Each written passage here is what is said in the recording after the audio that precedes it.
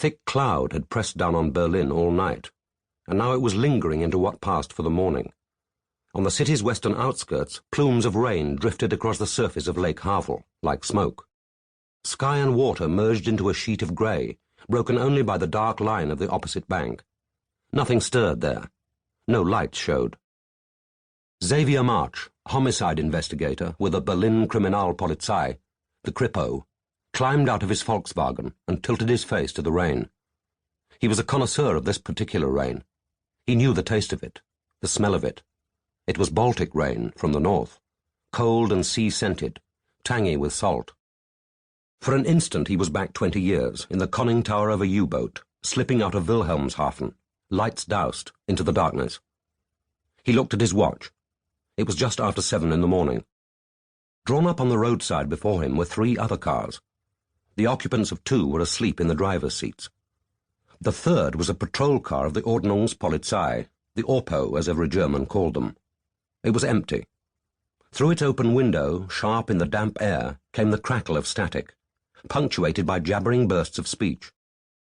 The revolving light on its roof lit up the forest beside the road. Blue-black, blue-black, blue-black. March looked round for the Orpo patrolman, and saw them sheltering by the lake under a dripping birch tree. Something gleamed pale in the mud at their feet. On a nearby log sat a young man in a black tracksuit, SS insignia on his breast pocket. He was hunched forward, elbows resting on his knees, hands pressed against the sides of his head, the image of misery. March took a last draw on his cigarette and flicked it away. It fizzed and died on the wet road. As he approached, one of the policemen raised his arm. "Heil Hitler!" March ignored him and slithered down the muddy bank to inspect the corpse. It was an old man's body, cold, fat, hairless and shockingly white. From a distance it could have been an alabaster statue dumped in the mud.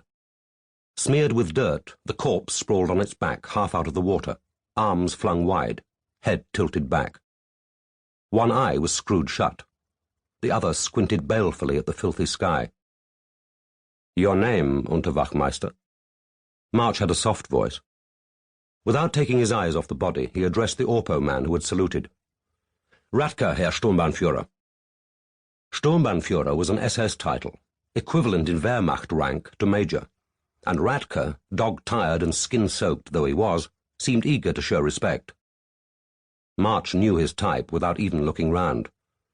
3 applications to transfer to the Kripo, all turned down. A dutiful wife who had produced a football team of children for the Führer, an income of 200 Reichsmarks a month. A life lived in hope. "Well, Radke," said March in that soft voice again. "What time was he discovered?" "Just over an hour ago, sir. We were at the end of our shift, patrolling in Nikolassee. We took the call, priority 1. We were here in 5 minutes. "Who found him?"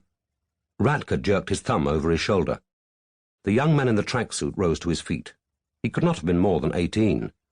His hair was cropped so close the pink scalp showed through the dusting of light brown hair. March noticed how he avoided looking at the body. "Your name?" "SS Schütze Hermann Jost, sir." He spoke with a Saxon accent, nervous, uncertain, anxious to please. "From the Sepp Dietrich Training Academy at Schlachtensee."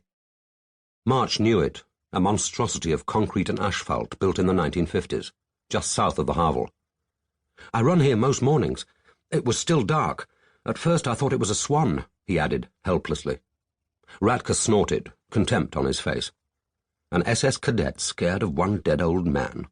No wonder the war in the Urals was dragging on forever. "Did you see anyone else, Jost?" March spoke in a kindly tone, like an uncle. "Nobody, sir. There's a telephone box in the picnic area, half a kilometre back. I called, then came here and waited until the police arrived. There wasn't a soul on the road." March looked again at the body. It was very fat, maybe 110 kilos. "Let's get him out of the water." He turned towards the road. "Time to raise our sleeping beauties." Radke, shifting from foot to foot in the downpour, grinned.